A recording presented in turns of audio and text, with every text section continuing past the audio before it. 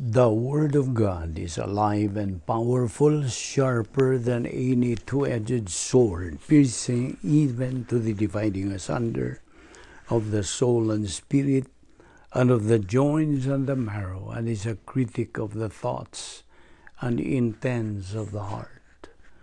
All Scripture is God-breathed and is profitable for doctrine, for reproof, for correction, for instruction in righteousness, that the man of God might be mature, thoroughly furnished unto all good works. Study to show thyself approved unto God, a workman that needeth not to be ashamed, rightly dividing the word of truth. James 1:2-4, My brethren, count it all joy when you fall into various trials, knowing that the testing of your faith produces patience.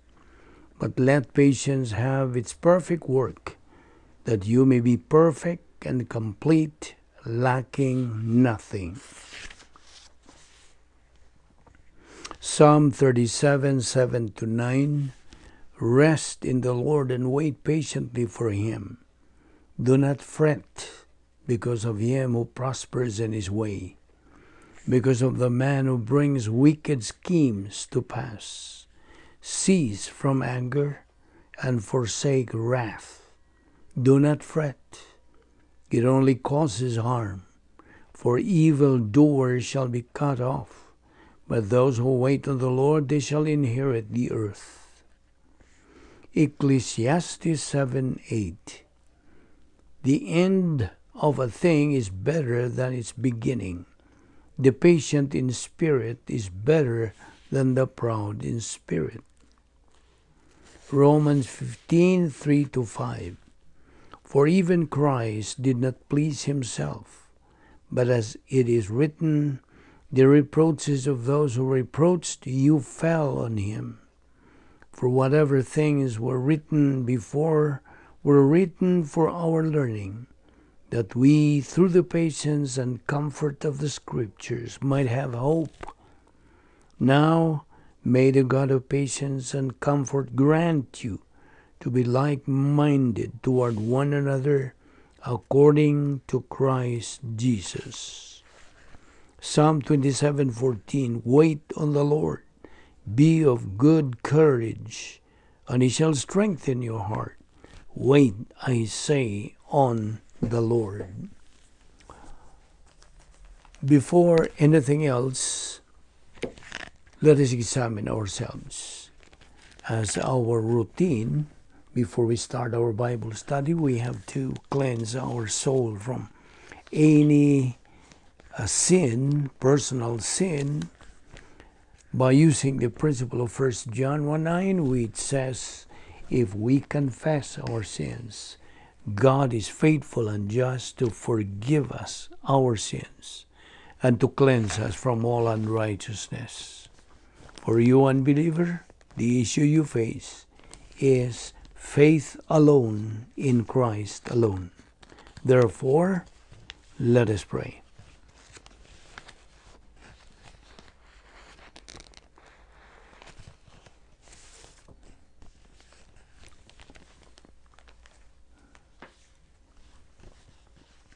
Father, we are indeed grateful to you for the privilege of having the freedom to assemble ourselves together once again in this Bible study through the YouTube, and to focus our attention upon your word, which is forever a lamp unto our feet and a light unto our path. We thank you, Lord, for providing all of us believers the activated human spirit for faith, perception of doctrine.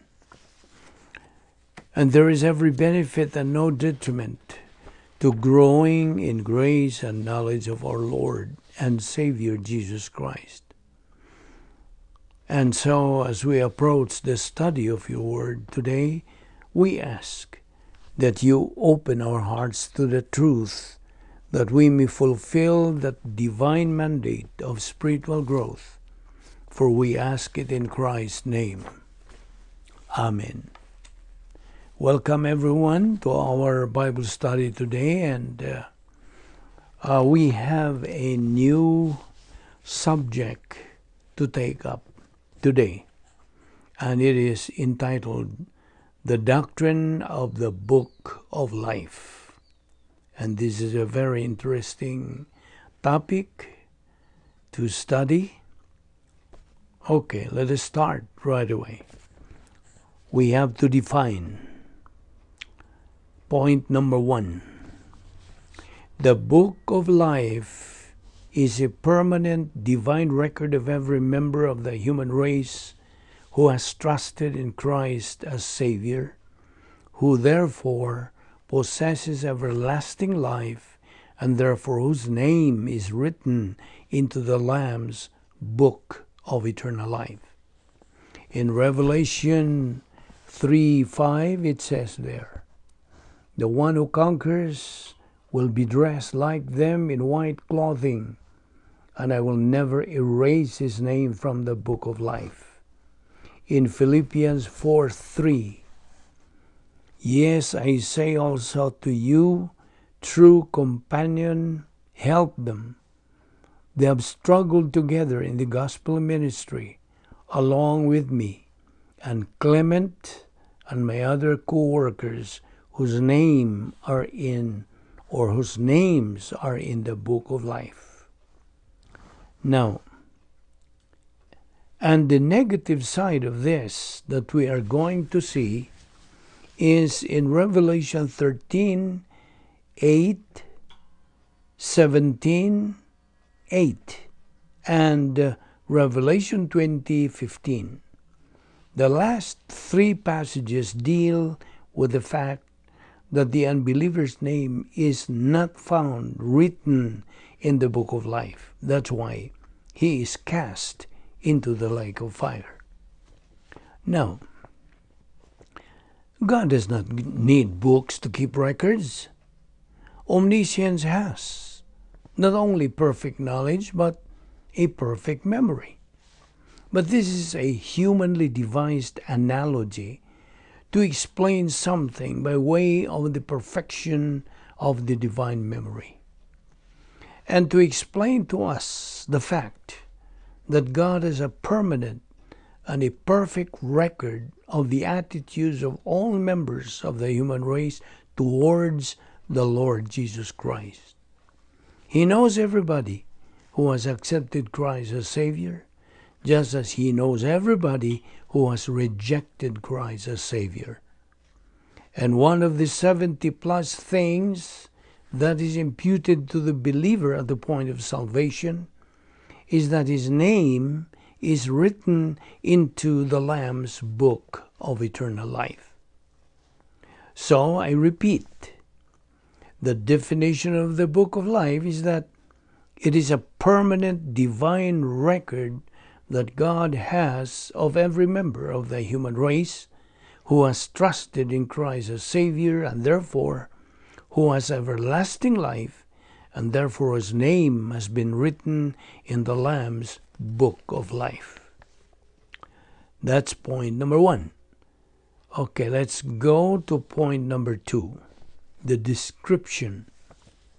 The book of life is the divine record which contains the names of all believers in Jesus Christ, therefore of all regenerate persons in human history. And again, the fact that the unbeliever's name is not found written in the Lamb's book of life in Revelation 20:15, which says, "If anyone's name was not found written in the book of life, that person was thrown into the lake of fire." And that is the reason why he is cast into the lake of fire. Point number 3. The book of life, therefore, is used to portray the omniscience of God, as it is related to positive volition or negative volition on the part of the unbeliever toward the Lord Jesus Christ in human history. Of course, as we know, Man has senses or essence. He has self-consciousness, mentality, conscience, volition, and emotion. Now, when the unbeliever hears the gospel, believe on the Lord Jesus Christ and thou shalt be saved, God the Holy Spirit performs His convicting ministry called the Doctrine of Common Grace in John 16, 8-11. Now let me read to you John 16, 8, which says, "And when He comes, He will prove the world wrong concerning sin and righteousness, and judgment concerning sin, because they do not believe in me. Concerning righteousness, because I'm going to the Father, and you will see me no longer. And concerning judgment, because the ruler of this world has been condemned." Now, here, God the Holy Spirit causes comprehension, understanding, perception of the gospel message. We should know that the gospel message, believe in the Lord Jesus Christ and thou shalt be saved, is a spiritual phenomena. And as a spiritual phenomena, it cannot be understood by a spiritually dead person.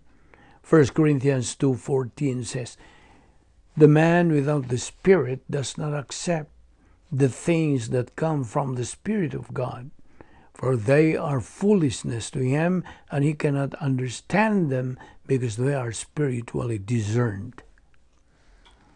You see, unbelievers are spiritually dead. Therefore, the unbeliever cannot understand the gospel message apart from the convicting ministry of God, the Holy Spirit. And therefore, it is the convicting ministry of God, the Holy Spirit, that causes the unbeliever to comprehend the gospel message. At the same time, it shows to the unbeliever that this is the truth with regard to the acquisition of eternal life.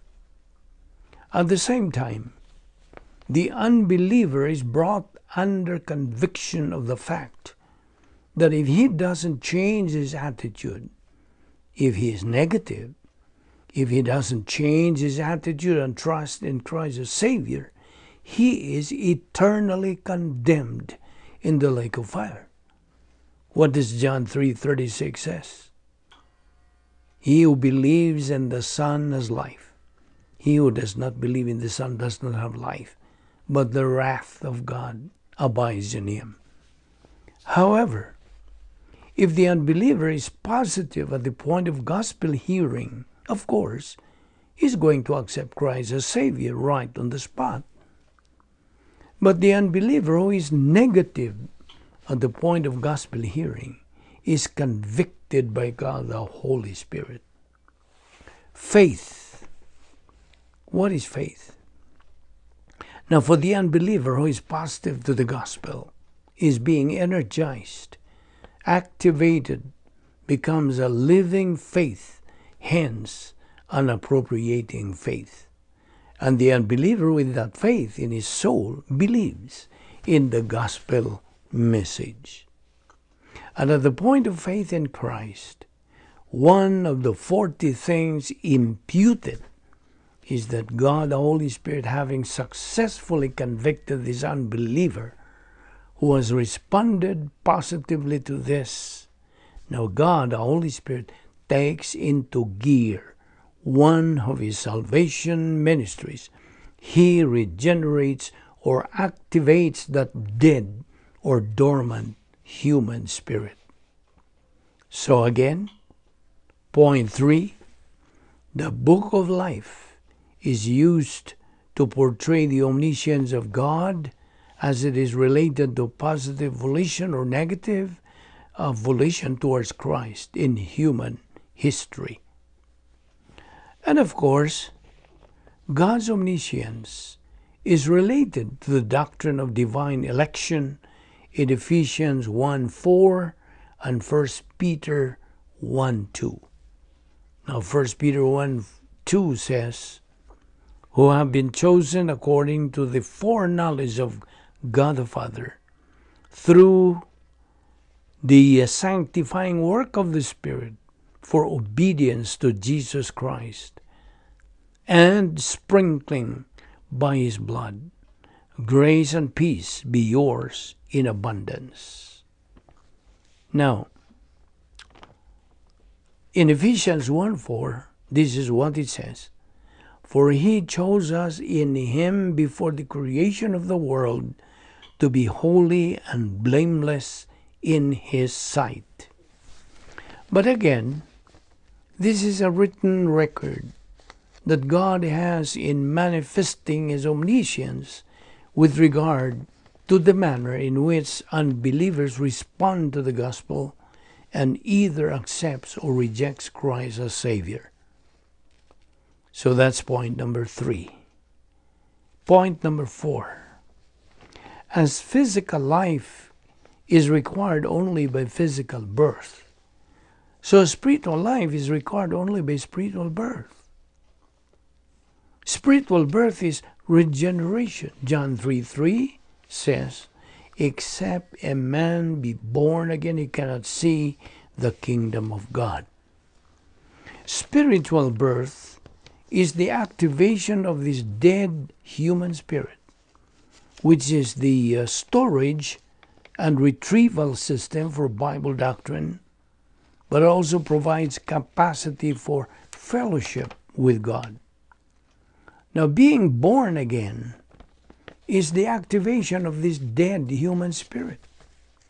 And that is one of the 6 salvation ministries that God the Holy Spirit has to believers in the church age. So, as physical life is acquired only by physical birth, so spiritual life is acquired only by spiritual birth and or regeneration. Hence, the book of life designates the record only of those who have been born again as a result of faith in Christ. And as a result of faith in Christ, having that dormant human spirit activated by God the Holy Spirit, John 3:3-7, and Titus 3:5, which says, not by works of righteousness which we have done, but according to His mercy He saved us by the washing of regeneration, even the renewing ministry of God the Holy Spirit. So, the dormant or dead human spirit is activated by God the Holy Spirit as a result of faith in Christ. And of course, that is one of the many things given to the believer at the point of salvation. So, believers acquire eternal life. They are born again into God's family, God's royal family, and their names are written into the Lamb's book of life at the point of faith in Christ. That's point number 4. Now let's go to point number 5. The book of life, as a title itself, is a book of life, not a book of death. It is not the book of the human race, it's the book of life. And there are 2 nouns that are used: biblos, feminine noun, and biblion, neuter noun. But both nouns are modified by the noun zoe, and that's the word life. And it means in the context, when it is modifying the word book, refers to the book of life, it is the book of eternal life.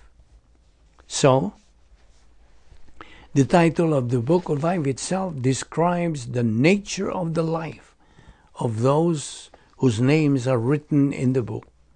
And the nature of that life is everlasting life.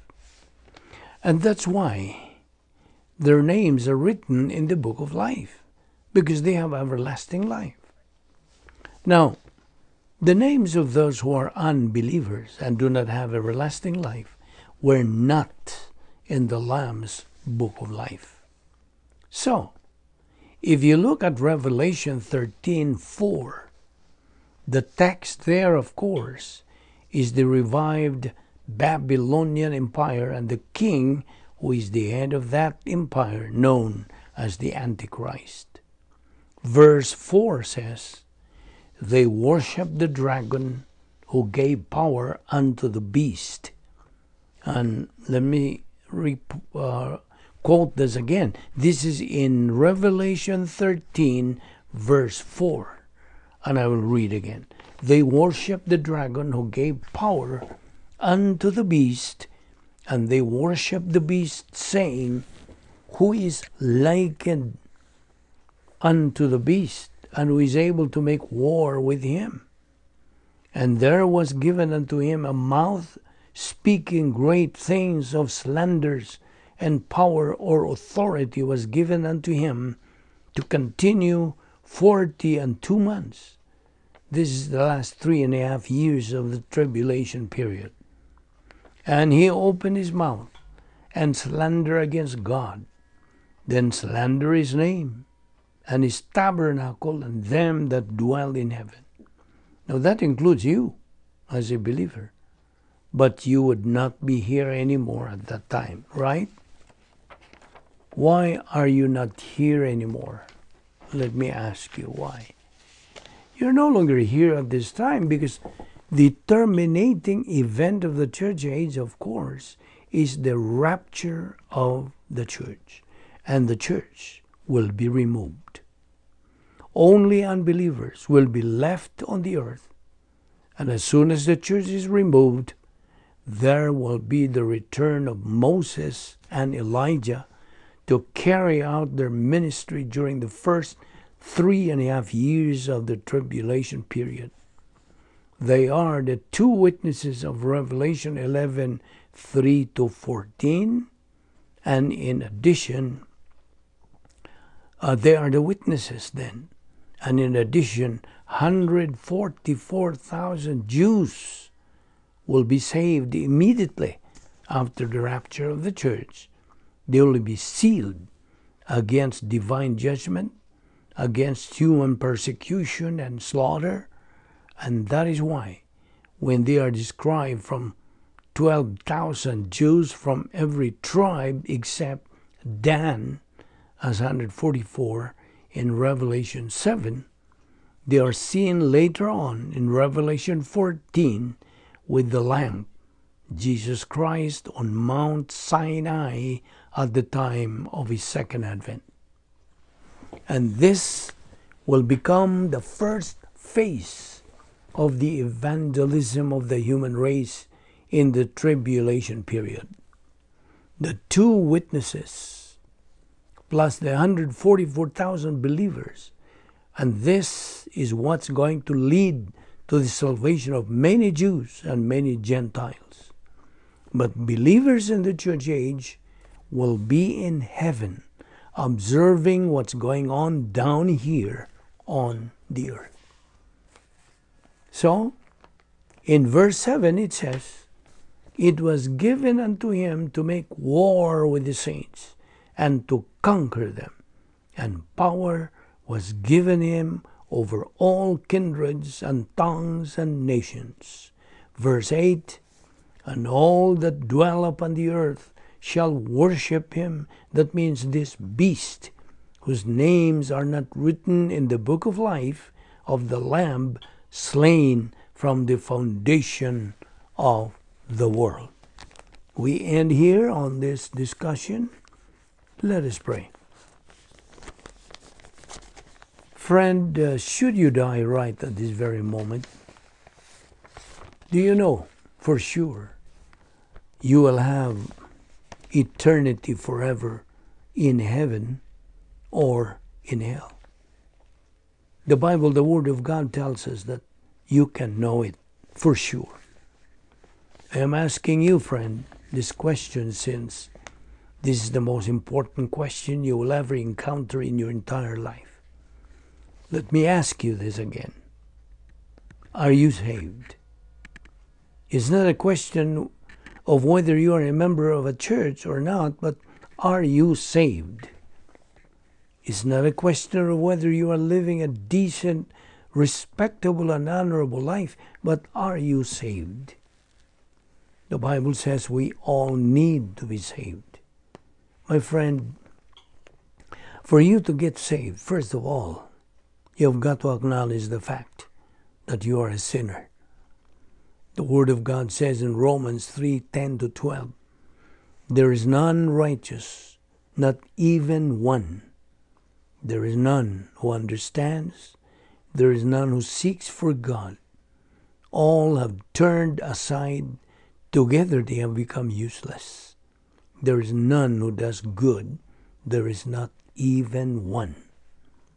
Also in Romans 3:23, God's Word says, all have sinned and come short of the glory of God. Friend, it's because of your sins that you have come short of the glory of God. And that is the reason why you will never be able to meet the necessary requirements for you to be saved. Secondly, you must realize that someone loves you who in fact died for you. And He is no other than the Lord Jesus Christ, who died at the cross for the purpose of paying for your sins, and who gave you the opportunity to get saved and be in heaven after you die. Romans 5:8 also says, but God demonstrates His own love toward us in that while we were yet sinners, Christ died for us. When our Lord Jesus Christ died at the cross, it was His spiritual death that paid the penalty of our sins. Colossians 1:14 says, in whom we have redemption, the forgiveness of sins. Listen, my friend, you cannot do anything to ask for help to get saved. No. The truth is, the Lord Jesus Christ has already paid it in full while He died on the cross. Before He died, He uttered the words, tetelestai. It is finished. That is in John 19:30.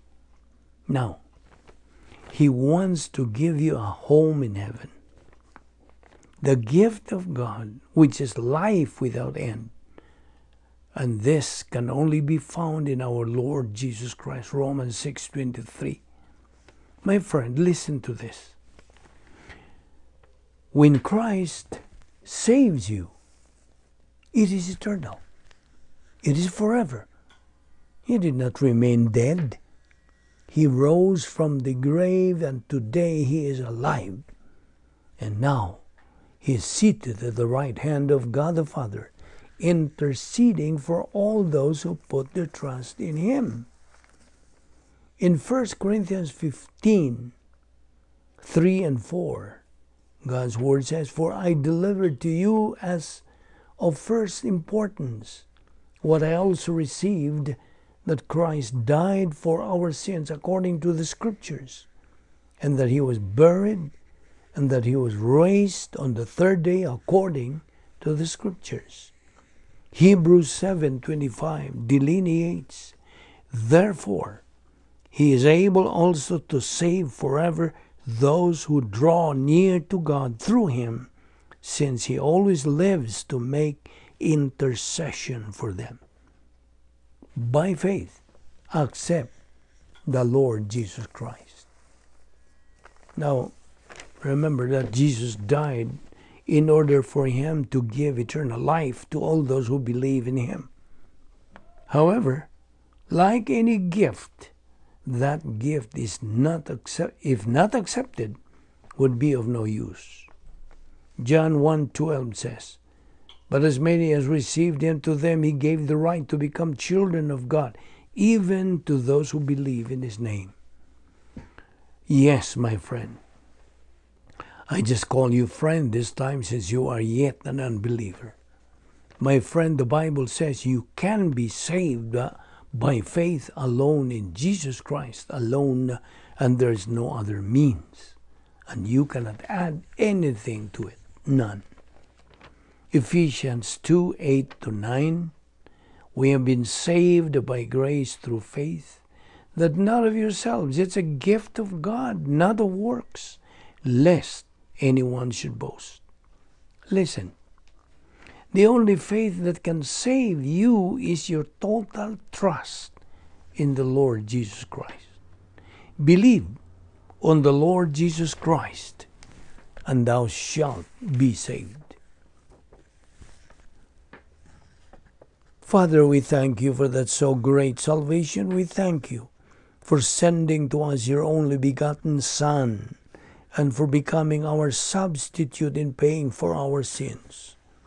And now, as your children, we pray that you will guide us in our Christian life, that we may be able to attain our spiritual goal, which is spiritual maturity, the capacity stage, thus glorifying you to the maximum. You who deserves all the honor, all the respect, all the love, all the adoration, all the worship, all the praises. All these we ask in Christ's name. Amen.